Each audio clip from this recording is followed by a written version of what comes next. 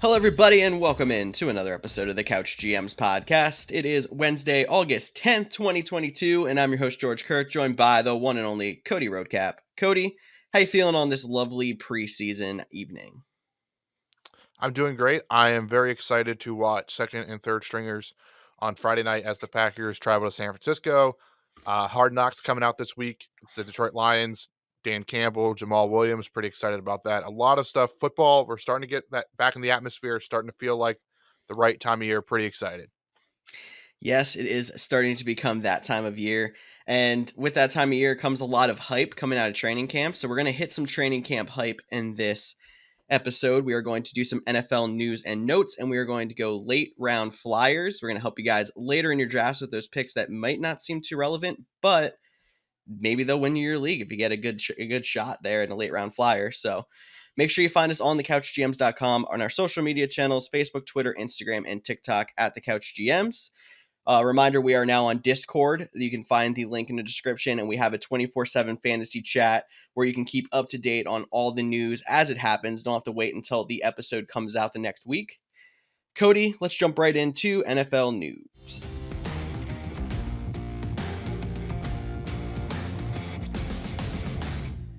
And leading off NFL news, we got an update on the Deshaun Watson suspension. So last week we talked about it coming out that it was recommended he has a 6-game suspension. The NFL Players Association was going to take it, but the NFL has decided that they are going to appeal that suspension. So they're looking for an indefinite suspension of at least 1 year. We obviously are going to go through another appeals process with another court and whatever. So, Cody, what do you think is going to come from this? Do you think it's going to stay at 6 games, or do you think it's going to be bigger? Because I don't think it's going to be smaller. No, I think it's going to be. I think it's going to be bigger. My guess right now is I think the NFL is really going to push for the 1 year. But I know there has been some burned bridges now between the NFL and the NFLPA, just based on these new policies and stuff. That's a lot more broad spectrum than this specific case with the appeal process. So they might try to settle it, and I think we could see them settle outside of this appeal and agree to like a 12-game suspension, which wouldn't quite be the full year. So it's gonna be really interesting to see if the NFL settles or they really push on for this indefinite suspension with it being at least a year. Yeah, I think it's definitely at the least going to be 6. I expected this to be a year when this first whole appeal process came out, and I was surprised to see it was as low as it was. But I don't know if I see the NFL settling, just because it seemed like the aura around the whole thing was it's going to be a 1 year suspension, and they were making a big deal out of all of this. So I'm still drafting as though we're not going to see Deshaun Watson. Obviously, he moved up our ranking slightly because it is now appearing that there's a chance. It seemed more bleak before that 6-game suspension came out, but um, we'll find out hopefully in the next few weeks. It's hopefully going to be a quick process because a lot of us are starting to get into drafts. I know I had a draft this past weekend. Cody was in as well. So for right now, feel free to take a late round flyer on a Deshaun Watson, but for the majority, draft as though he's not going to be there. I think that's some great advice, George. And it is worth noting that the NFL has already appointed who is going to oversee it. It will not be Roger Goodell. He appointed someone to do it for him. And they did ask for an expedited process of this. They don't have to follow that, but it's most likely they will. So it could honestly, we're recording this Thursday or Tuesday night for a Wednesday morning drop.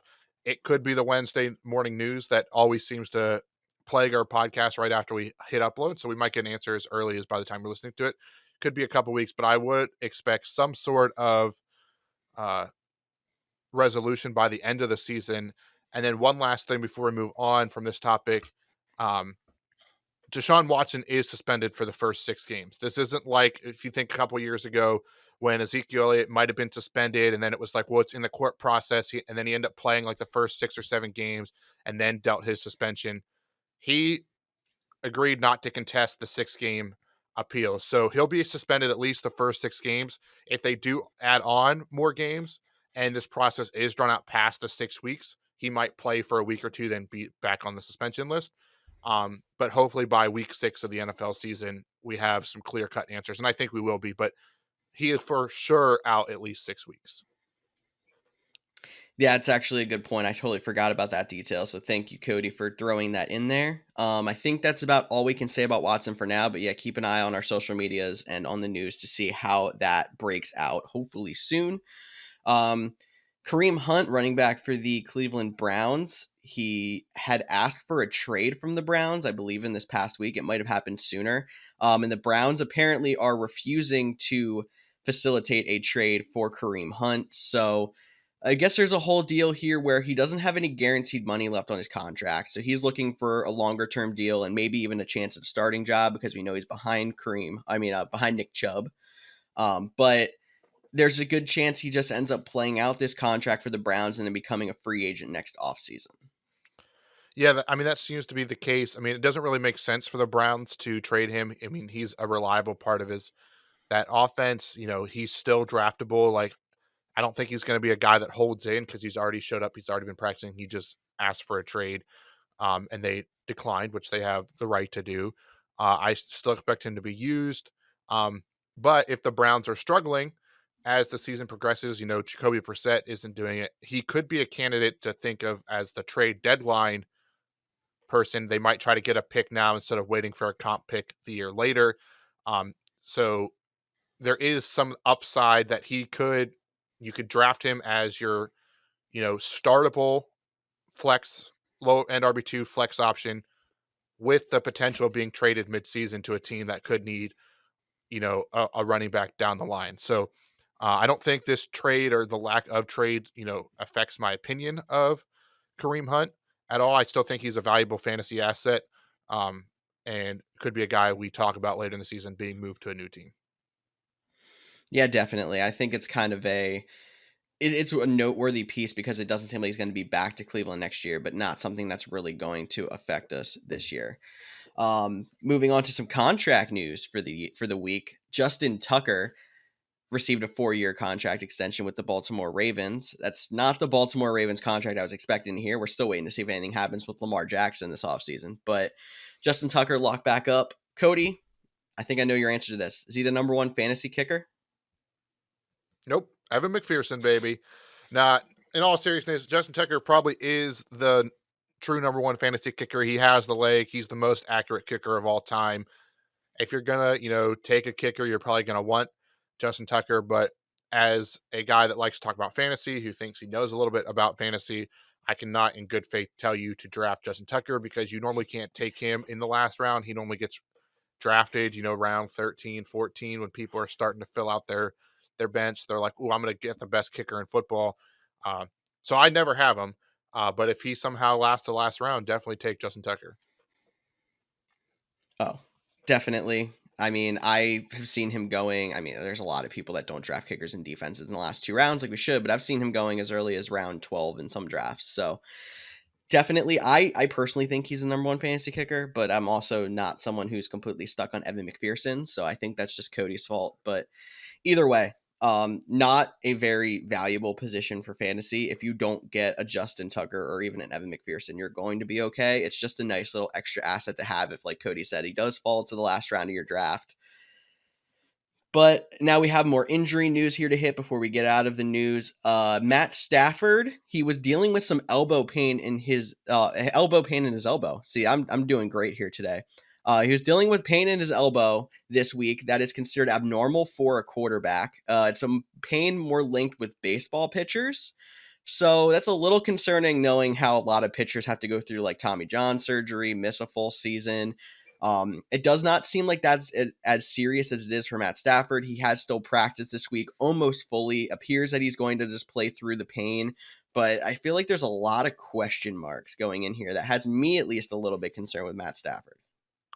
No, I'm definitely concerned, and it actually isn't on our rundown because nothing has happened yet. But the rumblings are that the 49ers are going to trade or cut Jimmy Garoppolo by August 30th. That has been the recent rumblings. Hasn't been fully unreported, or they would just cut him now. So that's why it's not on our actual rundown. But one of the teams linked to him is the Los Angeles Rams for a backup role because there is some concern in the building about Matt Stafford. Now, Matt Stafford seems to be downplaying it. He's a tough dude. He'll probably play through it. But if they're thinking about bringing in a high profile backup, you know, you just have to worry about it long term. Will it affect his accuracy? Will it affect how we view a Cooper Cup? Will it affect how we view Allen Robinson? Like, will he be able to put up 5,000 passing yards, or will that passing offense be dialed down? Well, he might not be as consistent as we're expecting. Are all things you have to think about. But you have to take him at his word. He said it's not that big of a deal. He's just going to skip out on some team reps in training camp to rest the arm for the regular season. So until it becomes a bigger problem, I think you can proceed as normal with how you evaluate those guys. But it's definitely something to tuck away in the back of your memory as we get closer to the season, and if it starts to pick up or the injury becomes more of a problem. Yeah, and I will say that I have taken less shares of Matt Stafford in some mock drafts recently because I feel like, him being the person who'd be most affected, I'm a little bit concerned about that. The other people in that offense, the Cam Akers, the Cooper Cup, the Allen Robinson, I've kind of just kept even keel through this whole thing because, like we said, there's still a good chance he does play through the whole thing, and it was just kind of a scare. But we'll definitely keep you updated on the show here as we keep going.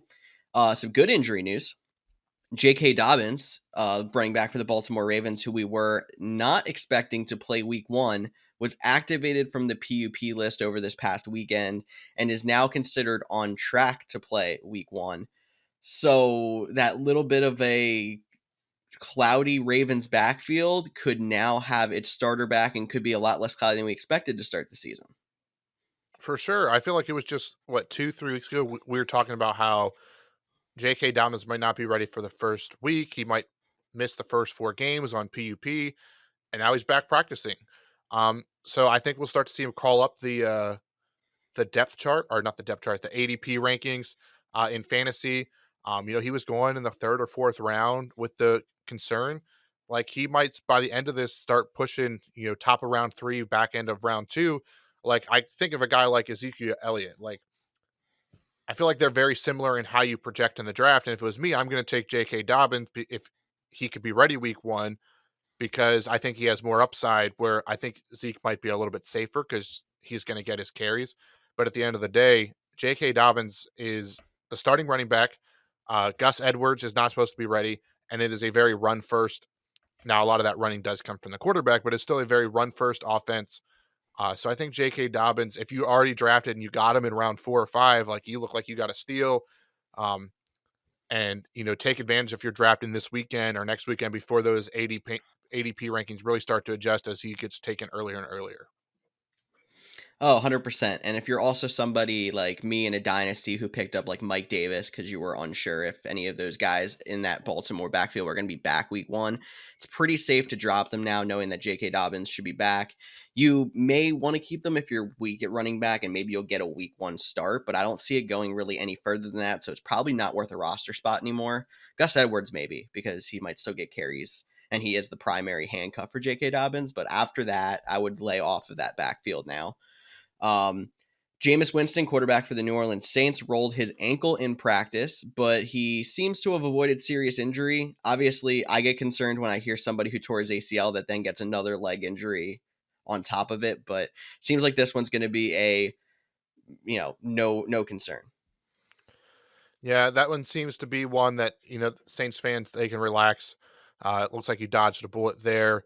But Jets fans, unfortunately, Mekhi Becton, offensive lineman, at first they thought he avoided major injury, but after reevaluation, it looks like there is like a fracture in his kneecap, which means he'll most likely be out for the season.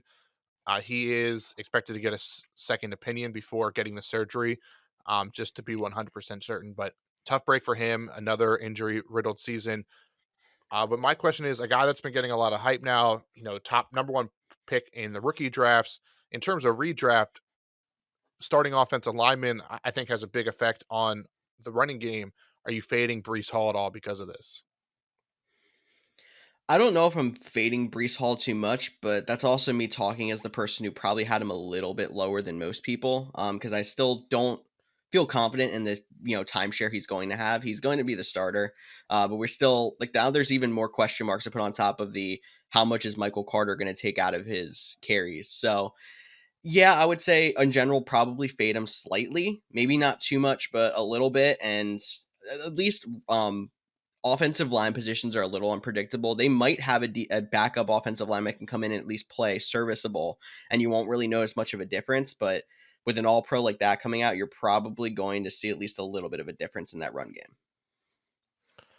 I agree with that statement, George. But I think that wraps up all the big injury news. There's been some other stuff like Kelsey for the Eagles. He's getting surgery, but he'll be back week 1, so we left it off the list. So we focused on most of the big ones, but there's, like we mentioned at the top of the show, we're chatting all kinds of stuff we're seeing on Twitter and what we're hearing on our Discord. So make sure you check that out. But George, why don't we talk a little preseason hype train?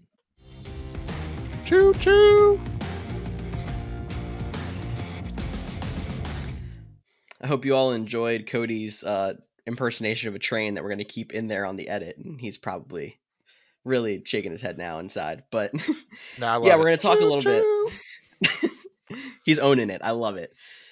But yeah, we're going to talk a little preseason hype train. So one of the most fun things that we get before the week 1 preseason games is all these guys that are coming in saying they're in the best shape of their life, or all these guys that's like, oh, they haven't been too relevant before, but here we are. We're going to talk a lot of stuff we've heard out of camps on Twitter, through press conferences, whatever it might be, and see how true we think it really is, or how much of an effect it has on the game of fantasy football. We'll start off in Carolina, who, they traded for Baker Mayfield. They still have Sam Darnold there. Their head coach, Matt Rule, says they will not name a starter until after the second preseason game. I mean, I feel like this is kind of more of an old school approach. We saw this happen a lot with quarterback battles. Me personally, I don't think this is too big of a deal. I think Baker Mayfield's still the guy. I don't think that there's any concern for me to turn another way. But Cody, what do you think? Yeah, it's only on this list because it's like, is it really a camp battle?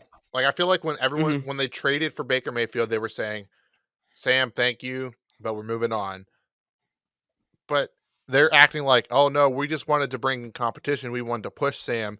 And I mean, in team building, that's probably the best way to approach it. But how much you truly believe that this will be a camp battle, and in terms of fantasy drafts, because a lot of you will be drafting this weekend, the following weekend after that, we might not get a concrete answer. And DJ Moore, Robbie Anderson, even Christian McCaffrey, how much you evaluate them depends on the quarterback. And I think you are safe to assume, just like we are, that it will be Baker Mayfield week 1, and that's how you should be adjusting your rankings. Like I think that gives a DJ Moore an uptick, gives Robbie Anderson a little bit of an uptick, and I think it's cemented, in my opinion, Christian McCaffrey as the clear RB2, pushing Jonathan Taylor as RB1.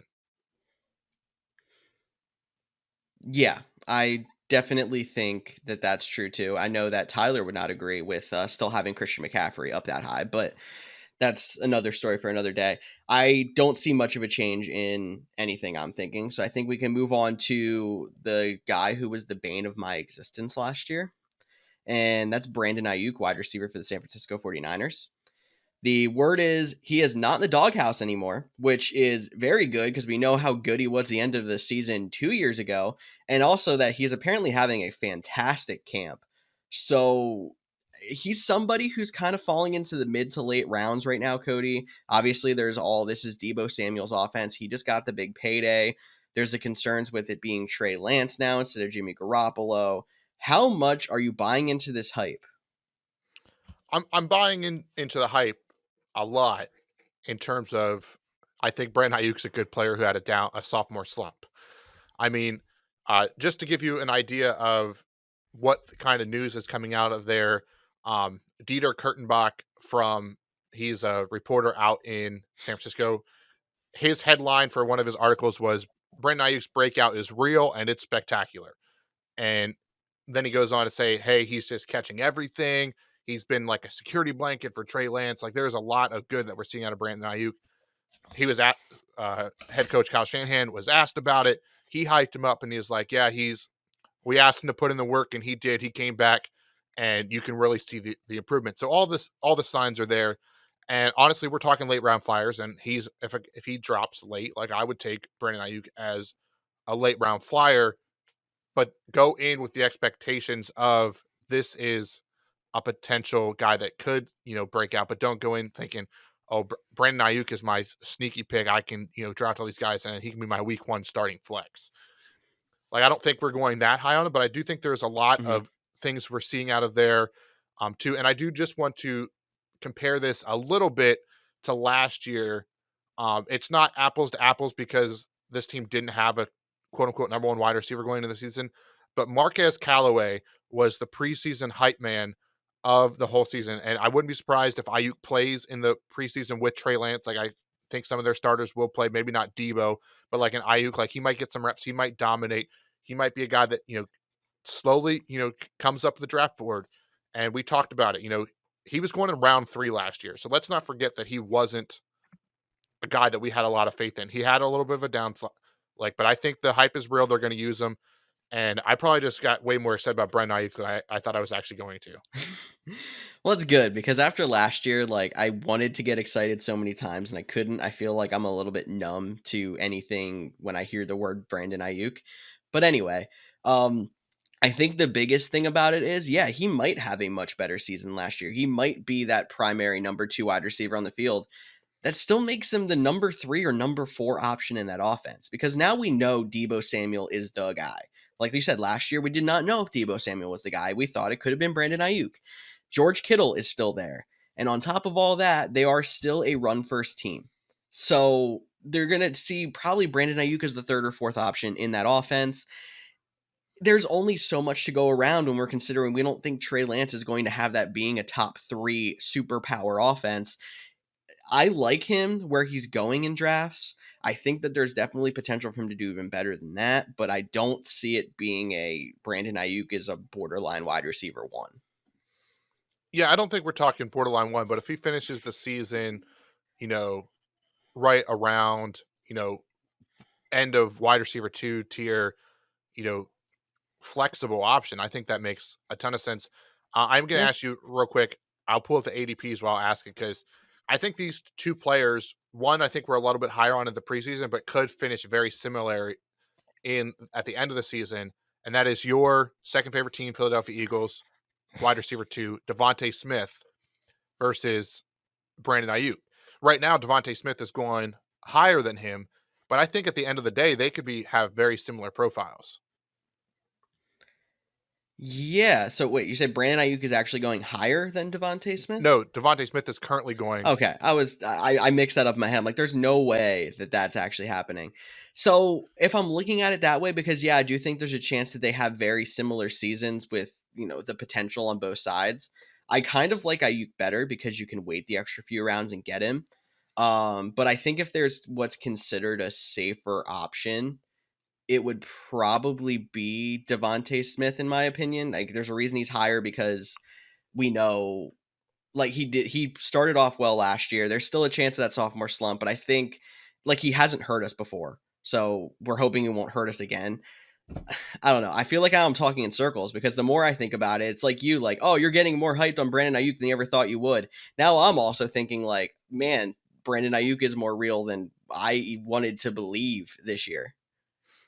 Yeah, and I think that's the part of the preseason hype, which even as guys that talk about Hmm. fantasy each week, soon to be twice a week, like it's a we get excited about these players and then we have to reel in our expectations. And Brandon Ayuk is going about 15 to 18 spots behind Devontae Smith. So they're not too far apart.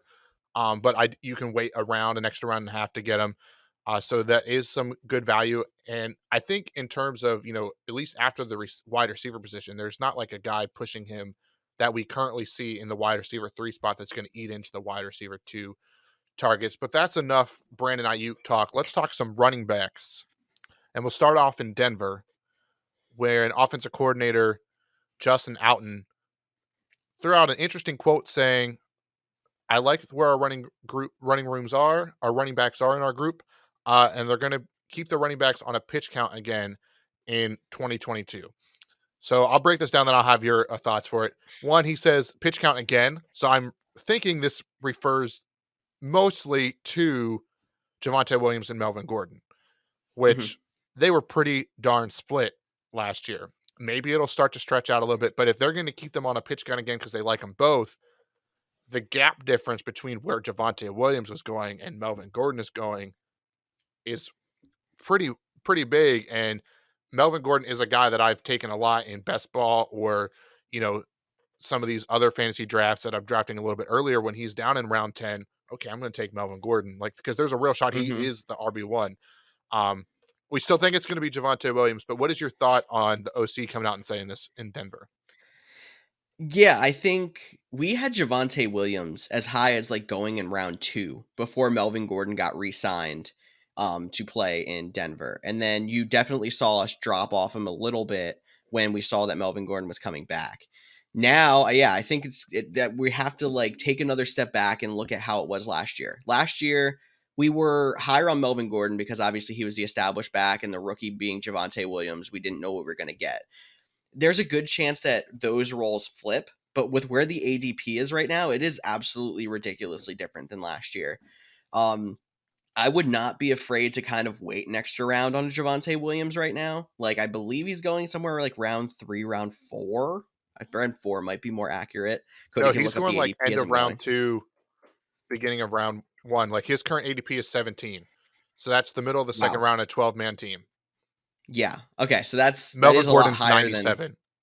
Okay. So, no, definitely, I'm definitely not worried about taking Javonte Williams until probably very late round 3 or round 4 now. Like, that's drop him down a round or 2 in your rankings because we are not sure of what's going on here. Melvin Gordon, if you can still get him in that round 10 spot, do it every single time in every single draft. Because number one, that's a very low risk when you're drafting somebody that low. If they don't work out, you should be fine with everything else you drafted before. Number two, that is serious value if he does become the running back one, or even if he gets a 50-50 split. We saw both of them were pretty much flexible, like not really high ceiling flexes, but they were both flexible options for most of the season last year. And if one of them gets hurt, the other one's going to have a great time in that run first offense.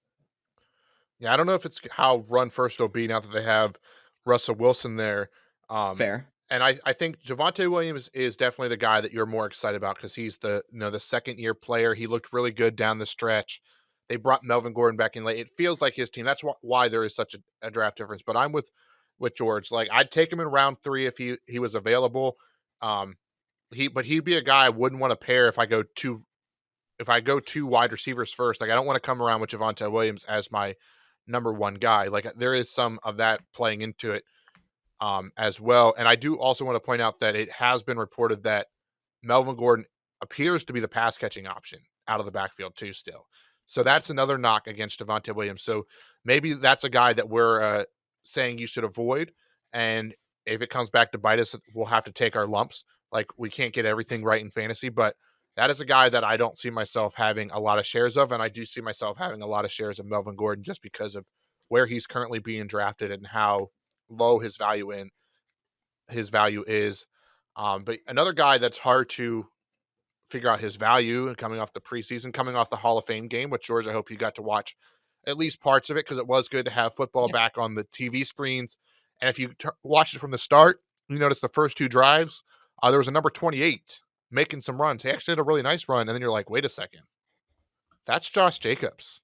Why is Josh Jacobs playing significant time in the Hall of Fame game? And some of there has been reports out there that he might be traded. I know some people are not drafting him until they find out if he's going to be traded. But Josh McDaniels pretty much came out and said well, they have no desire to trade him. He said it's good for all running backs to get work in the preseason, get used to getting hit, which in theory that makes sense, but it's the extra preseason game that never. So it's a Don't tell very that to the Baltimore Ravens. it's a very interesting situation in Las Vegas. What is your thoughts on Josh Jacobs? Like, where do you have him now? Are you concerned about him being traded? Do you think he's the number one guy? Like, it's a pretty interesting situation out there in Las Vegas. Now, let me start off with saying I'm probably not moving him too much in my rankings because he's already kind of in that running back dead zone. He is still a starting running back, at least until we hear differently, because we have to take the coach's word on it. Sometimes we overread into some things like this and we have to kind of roll ourselves back, which is kind of the whole point of this whole entire segment as we started getting super hype on Brandon Ayuk for what's most likely no reason. Um, But because he's already down in that running back dead zone, I don't see a need to move him too much. But what I am doing is now looking a lot more at Kenyon Drake, because then if something does happen, you could pull a running back one out of a late round flyer. So I personally think that there could be something to this. Like, as much as the coach is trying to come out and say, oh, hey, I'm just trying to get all my running backs carries. When is the last time you remember seeing a starting player play in the Hall of Fame game? Because it's so early in camp, a lot of guys are still getting up to speed. A lot of players, a lot of coaches don't want their star players to get hurt that early in camp in what seems like a completely meaningless game.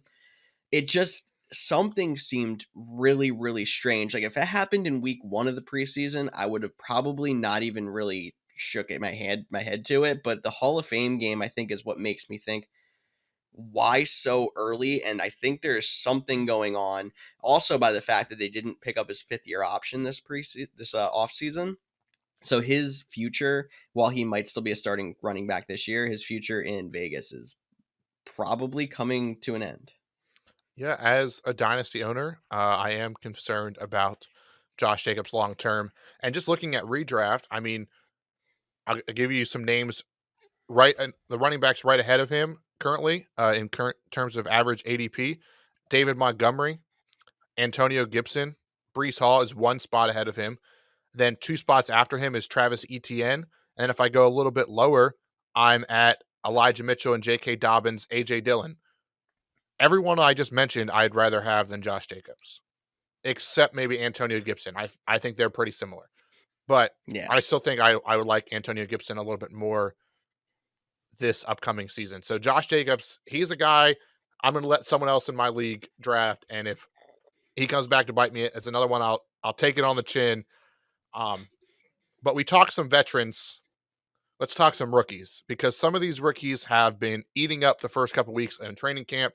We're going to see a lot of them in action this weekend for the first preseason game.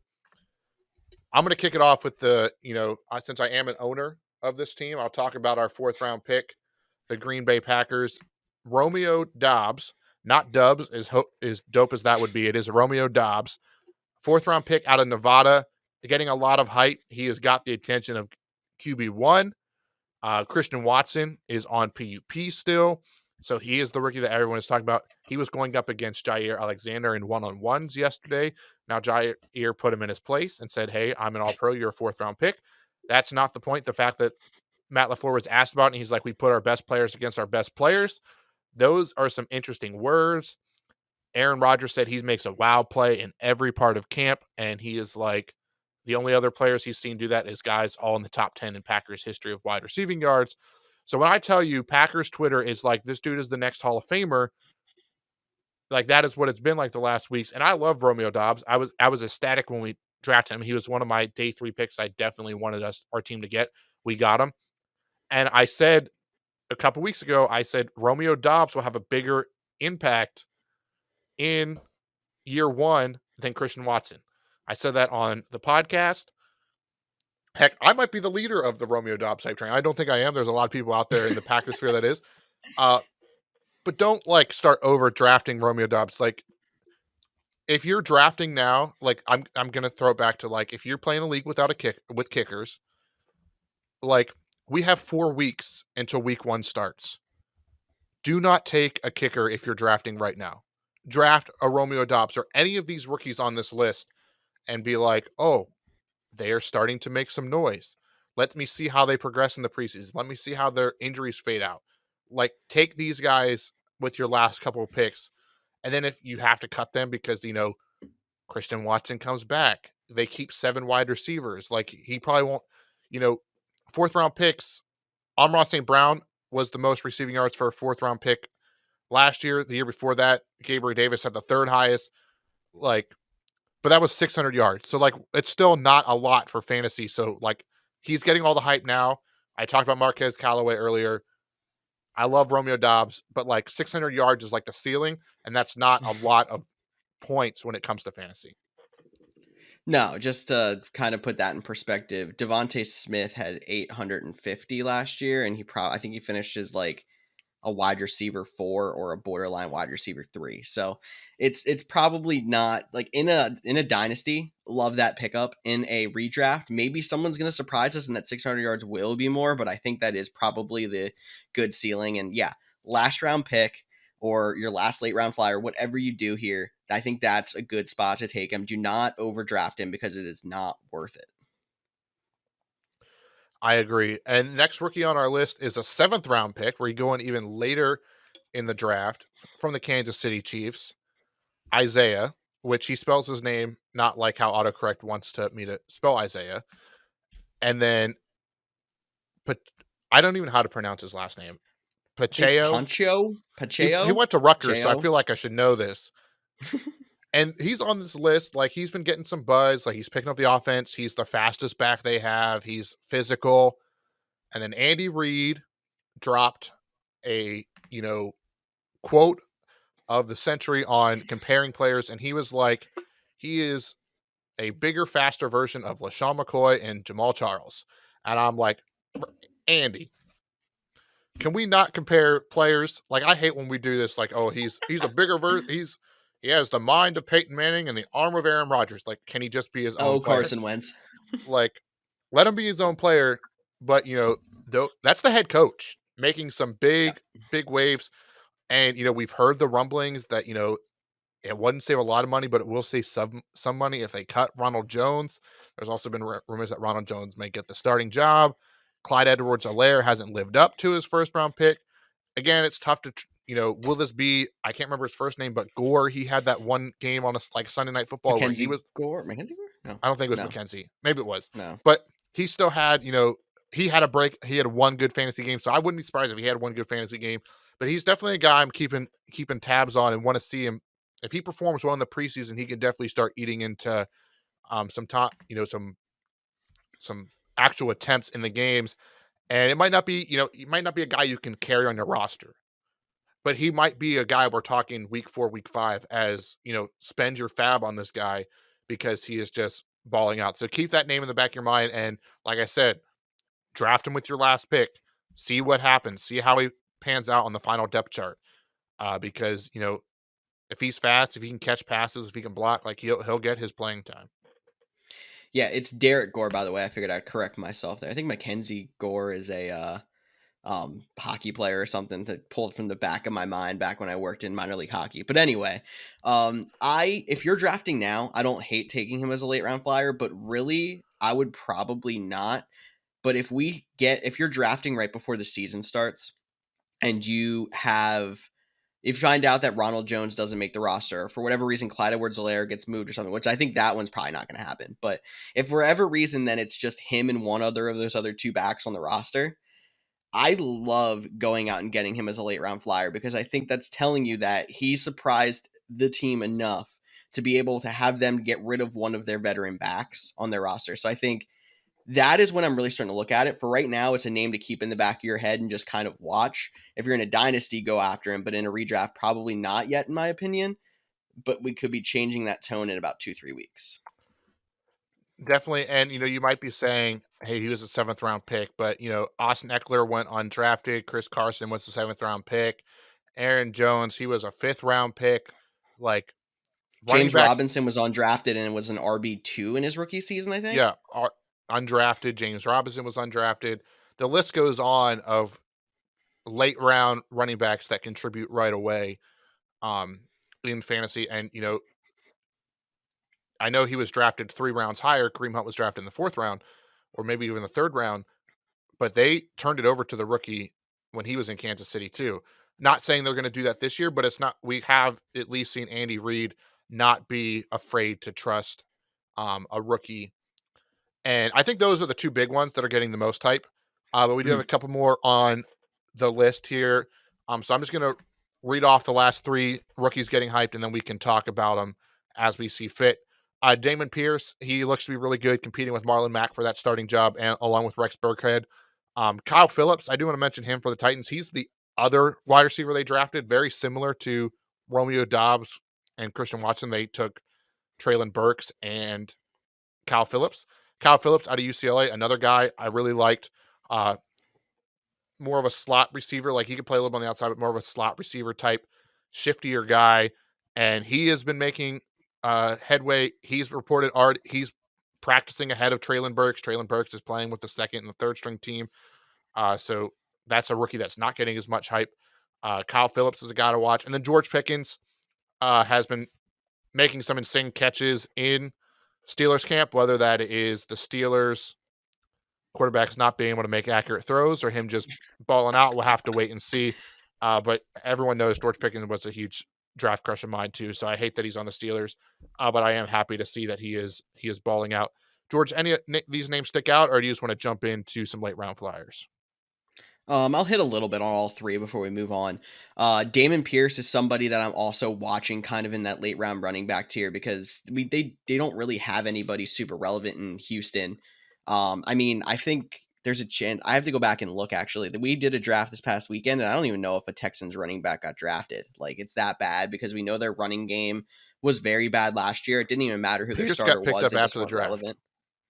Okay, My so he it was might my have been the fiance. only She one. put someone on PP and picked up Pierce after the draft. Okay, so he was probably the only one, but so there's a chance it's not going to be matter who the starting running back is in Houston unless that offense really starts to pick it up in their rebound here. But I I would like to see if he does become the starter, if he can kind of do something that like David Johnson last year couldn't, and make the running game at least semi-relevant. But there's no point putting much stock into it. Kyle Phillips, I'm kind of still concerned that if Traylon Burks really gets back up to speed and gets his conditioning right, if he's even going to be in a starting wide receiver spot. So name to watch in a long term, but not in a redraft, in my opinion. George Pickens, I think we're 1 year early because I know I talked about Chase Claypool and Deontay Johnson are still both young wide receivers, and we shouldn't worry about them losing playing time because they are young wide receivers. That's true for this year, but I'm pretty sure both of them need to get re-signed in the next 2 years. And if George Pickens really starts to surprise some people in camp, surprising people in practice, make a couple of plays behind them too in games, that one of those two or both could walk after this season, and George Pickens could be a really big player for fantasy starting next year. So really long term, looking at next year, I think George Pickens could be huge. This year, I just think the depth chart's too full in Pittsburgh. I think that's a good way to put it for George Pickens. And then Kyle Phillips, he's getting the hype, but it's also like a knock on Traylon Burks. So, a guy that's actually Mhm. being drafted pretty high, you might want to avoid because he might not be making that impact we're all expecting. But, George, we're already talking a long time. We still got one more segment, so let's hit some late round flyers.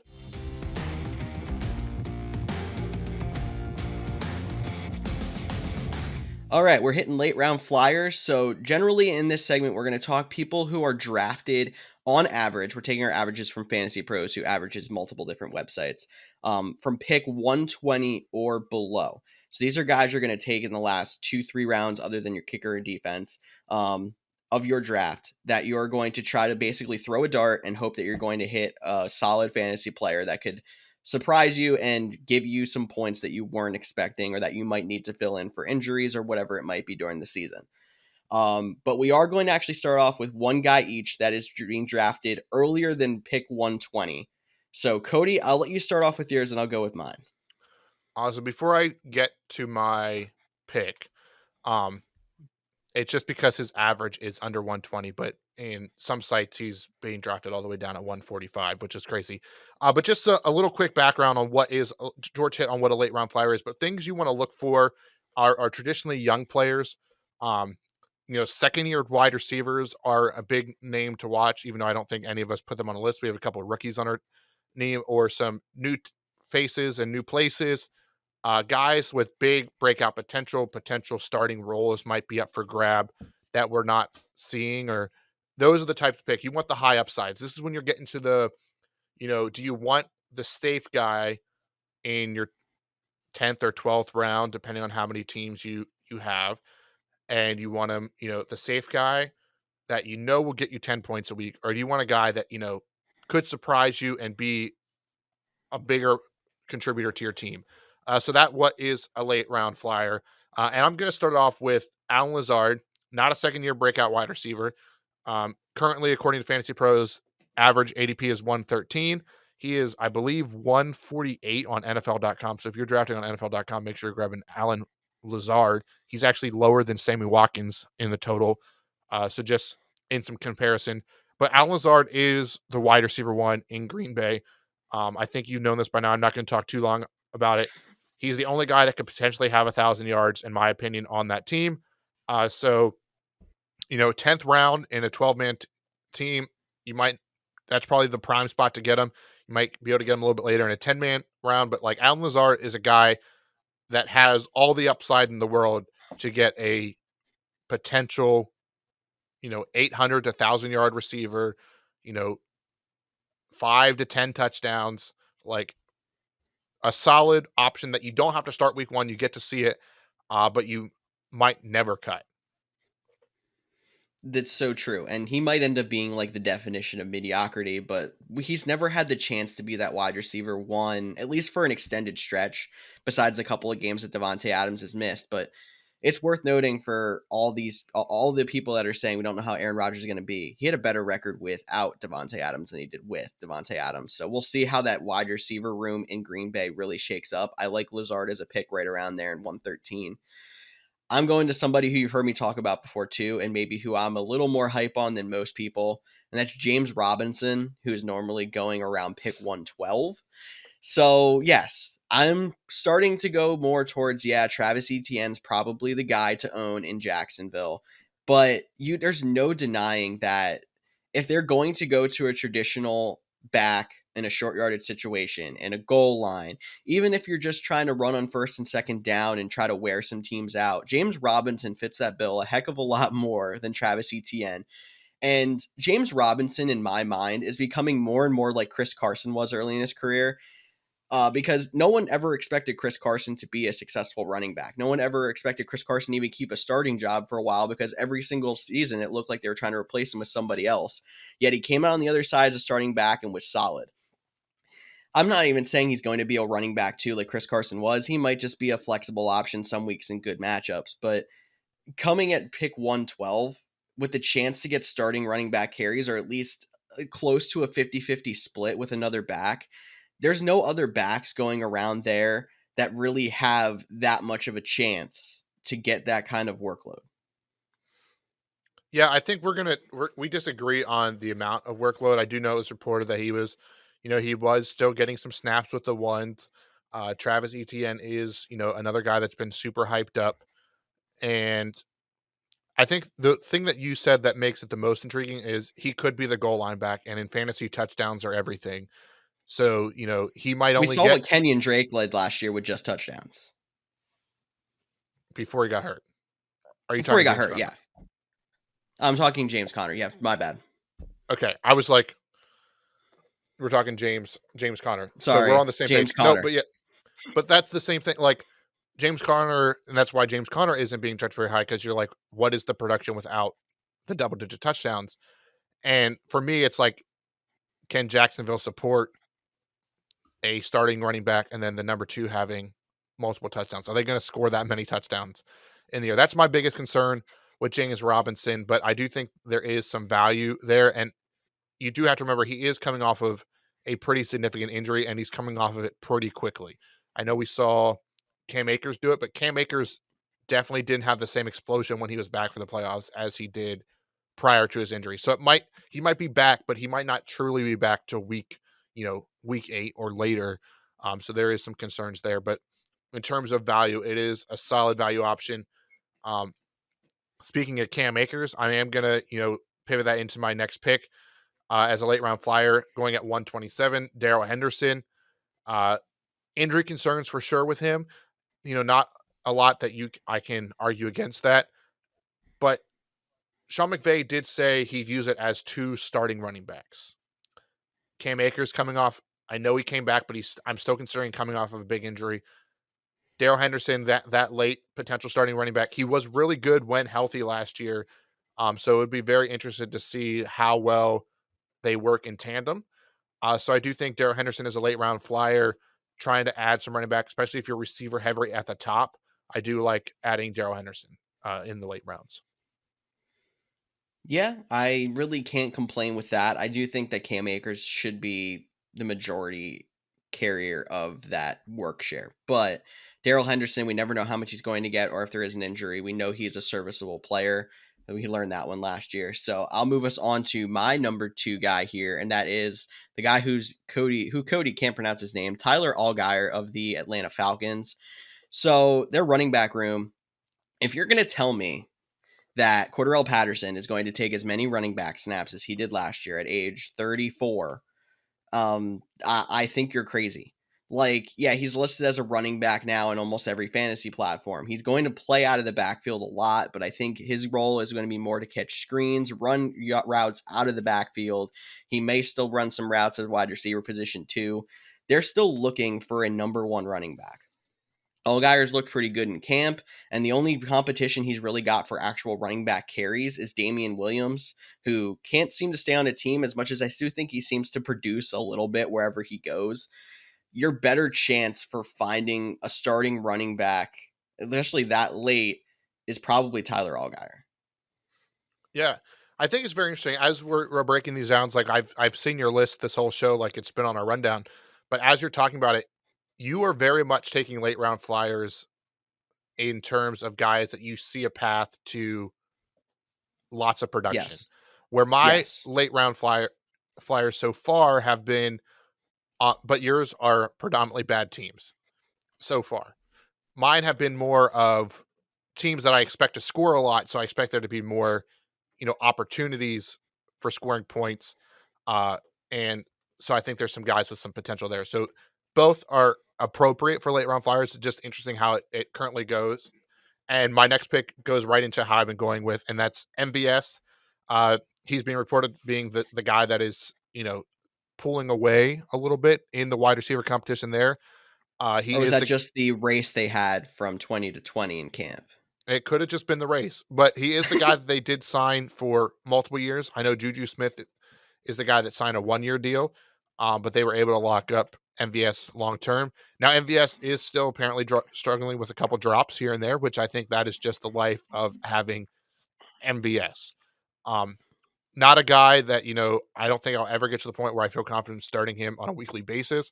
But in that offense, this late in the round, as like if you took, you went double running backs, you're a little light on wide receiver, like a guy I can throw in the flex in any given week that could put up double digit points, one big touchdown and, one 60-yard touchdown is at least 12 points in standard scoring, higher if you're in the other pass catching options. So I really like his value this late in the draft with Patrick Mahomes and their high powered offense. We're expecting a lot of things from him. So I like the opportunity MVS has looking ahead. And I don't really think any of those wide receiver options in Kansas City are bad draft picks. Like, you're obviously putting a lot more draft stock into a Juju Smith-Schuster because he's going about 78th on average. But like MVS, very good dart throw. Mecole Hardman even is going even later than MVS. Like, there's a good chance that he ends up being someone relevant this season too. Like, I don't hate drafting any of those guys at all late and seeing what happens to happen. And then you can, hit the waiver wire or whatever if they don't work out. So I think that's a great pick there, Cody. Sticking on my guys who have a chance to have a good workload. And here's a guy who's actually had a lot of training camp hype that we haven't heard yet. Raheem Mostert, running back for the Miami Dolphins. So if I asked you who the fastest person at Dolphins camp was, what would you say?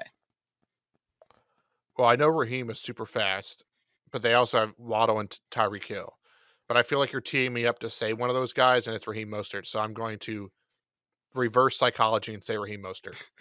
It is Raheem Mostert so far. So allegedly, I mean, this man's dealt with a bazillion injuries. There's a good chance that he's going to go out there and do it again. There's also a chance that it's just the San Francisco curse. But anyway, like, there's a lot of people in on Chase Edmonds. I love Chase Edmonds too. He's a very high upside running back who could be very good if he gets a good load of carries. There's a good chance it's going to be a very nasty split, and none of these running backs matter. But Raheem Mostert has been so successful when he's been a starting running back. And if you can get him at pick 150, like he's going right now, I love taking that dart throw. And if he ends up even being in a split, which could keep him healthy, but being that explosive back we know he can be, there's a great chance he's a late round flyer that could be a solid bye week fill, or who knows if it's even more. Yeah, and just to hype up your pick a little bit, don't forget who the new Dolphins head coach is and where he came from. He came from San Francisco. He brought Raheem It's Mostert true. with them. Now they did pay Chase Edmonds, so I think Chase Edmonds will be the starting option. But as we've seen in the past, 49er running backs are very hard to gauge, and that could be the same case in Miami. But Raheem Mostert is a good ad. I promise I'm not just doing Packer players and former Packer players, but my next guy is a tight end. The only tight end on our list. But that's Robert Tonyan, and he's a late round flyer mainly because he's on PUP. And this is my opportunity to say draft him anyways and put him on your PUP and pick up a player later. Um, Honestly, like he can compete with Alan Lazard as the number one target in the Mhm. offense when he is back. And there is some hope that he'll be back week one. He hasn't been cleared off PUP, but we still have 3 weeks to go. So if he is cleared, I expect this number to go a lot higher. Um, if not, you're going to miss him for 4 weeks, and maybe you don't have an IR spot, so you don't draft him in that case. But he he was on the Busting with the Boys podcast, and he dropped a quote, and it was like such an inspirational quote. Like, how could you not like want to run through a wall, get excited for this man? And he literally said, "I'm excited for the season because they forgot." Meaning, I'm excited for the season because they forgot how good I am. And Ooh. like he was one of he's one of Aaron Rodgers' good friends on the team. He talked about on the podcast how him, Lazard, and Rodgers pretty much have a pizza party to watch Monday Night Football every week. So when your pass catching options are having extra time with your quarterback, like that's insider information you might want. So Robert Tonyan is a guy that I'm grabbing on my last pick in pretty much any draft I'm doing right now, especially if I have an IR spot. Throw him on my PUP. I can pick someone else later. But Robert Tonyan, especially because he has top 5 tight end potential, and there's not a lot of those guys. I'm not saying he's going to get there. He might be top 10, which I mean that's why you're drafting him so late too, because after you get past the top 5, it's all a dart throw. But Robert Tonyan, he's a fun one to keep an eye on. 100%. Learn from my mock draft mistake where I took David Njoku in the last round when I should have taken Robert Tunyon and then picked up David Njoku, especially if you're punting the tight end position, not taking one till very late. Great pickup there, Cody. So now if you pick anyone else from the Packers or former Packers, I'm going to call you a homer. I'm going to leave it there. That's your line. But I'm going to go with Kenyon Drake, the man who I mistook for James Conner last year. But really, I think the Kenyon Drake pick here, he goes normally at pick 179, comes a lot off of what we're hearing about Josh Jacobs.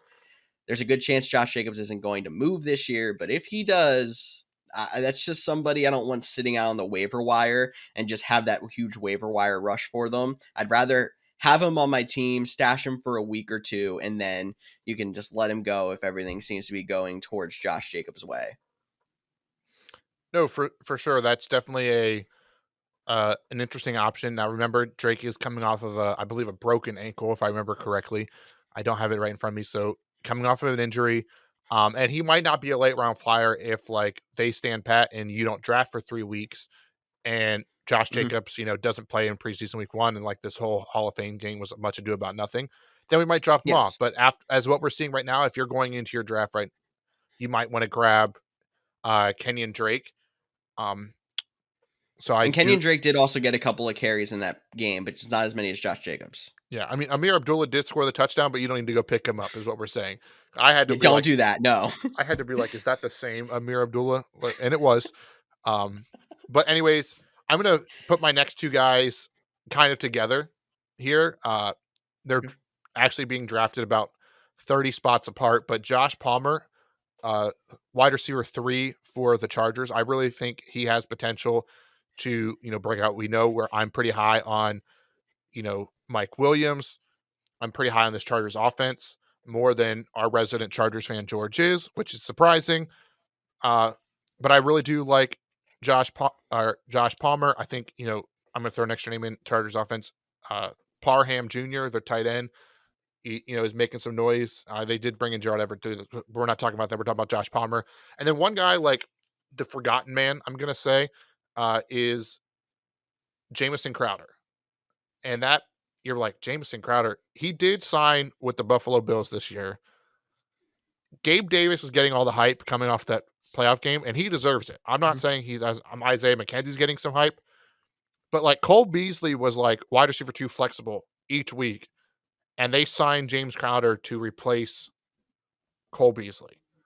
So he's just a name that like it's not sexy, it's not great. Like you're like, I can't believe I drafted Jamison Crowder, but he is known as a PPR machine. High, and this is what I'm talking about. We expect the Bills offense to be offense number 1 in the league, number 2 in the league. Like that's what we're expecting. Like get a part of that offense and a guy that has a clear role that he's replacing. Now it could easily go to Gabe Davis, but Jamison Crowder is a guy that you're definitely going, if you don't draft, would not be surprised if he comes out with, 6 catches, 70 yards, and a touchdown after week 1, and people are fighting over him for waivers or bidding fab dollars on him once we get into the regular season. Yeah, I'll admit that I'm a bigger fan of Isaiah McKenzie than Jamison Crowder, but I do think that one of those two is going to be a sneaky value in fantasy. Like I think it's Stephon Diggs and Gabriel Davis are their 1-2. But like you said, their number 3 wide receiver last year was still borderline flexible, still scored almost 10 points a week.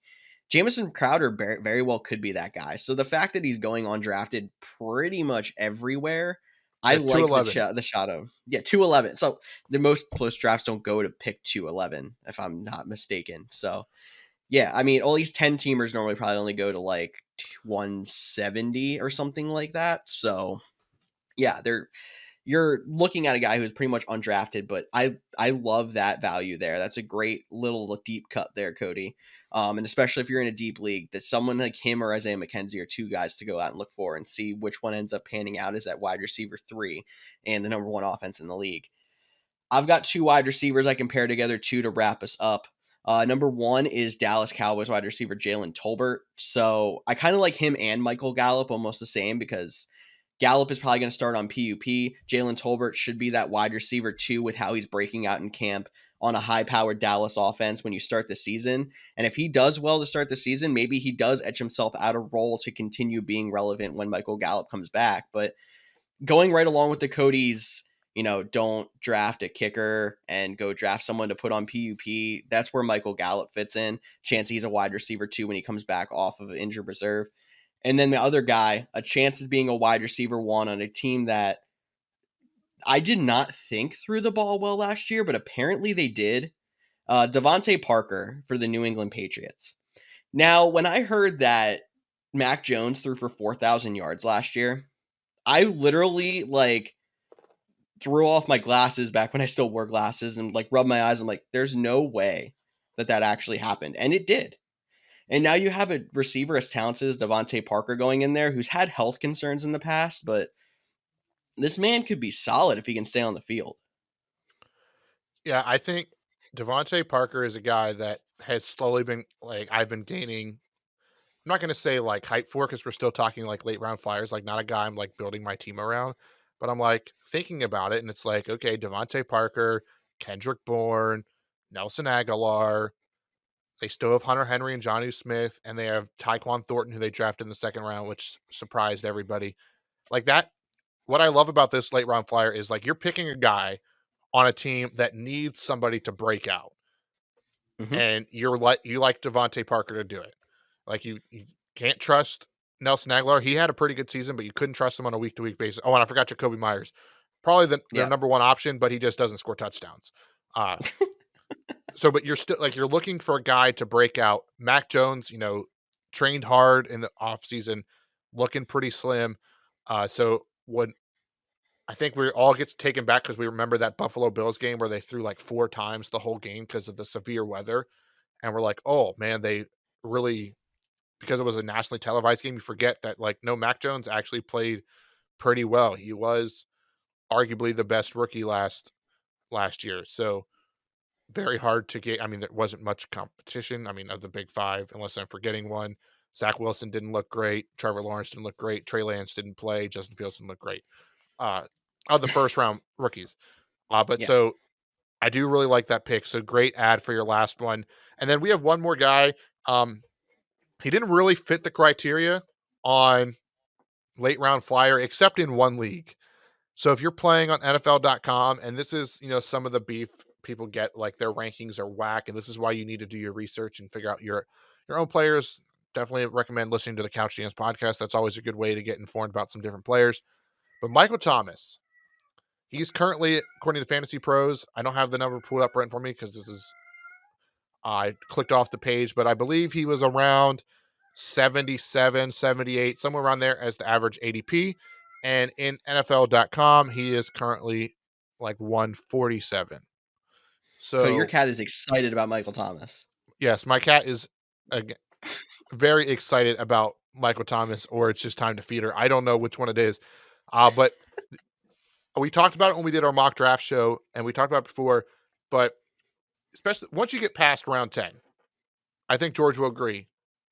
Like, stop looking at who's the best available. Stop playing the ADP game and scroll down. And if you see a guy you want, go ahead and take him.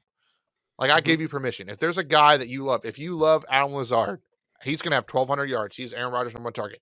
You can take him in round 10. If you want to take him around 8, no big deal. If you're all on board on Tyler Algiler, if I got that name right, go ahead and You take him. finally did, I think. That's the first time you did. I'm working on it. I'm making progress. Like, if there's a guy you love, you Mhm. feel good about him. Your gut says, go ahead and take him, because that's what late round flyers are. They're guys that you want high upside, little risk, that you can cut in 4 weeks if you need a roster spot to add, the top waiver option later.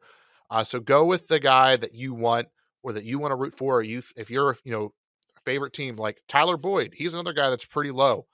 Like, if you're like, hey, I'm a Bengals fan, and I don't know why people are be pushing, these T. Higgins and Jamar Chase. Don't forget about him.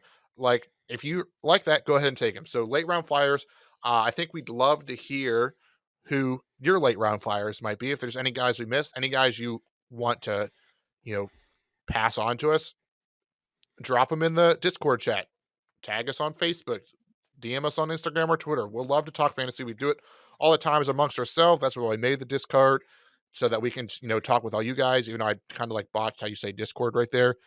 Tyler's not on the episode with us, but his saying is the podcast is more fun for us and more fun for you when you get involved. So please get out and get involved with us. But as always, thanks for listening.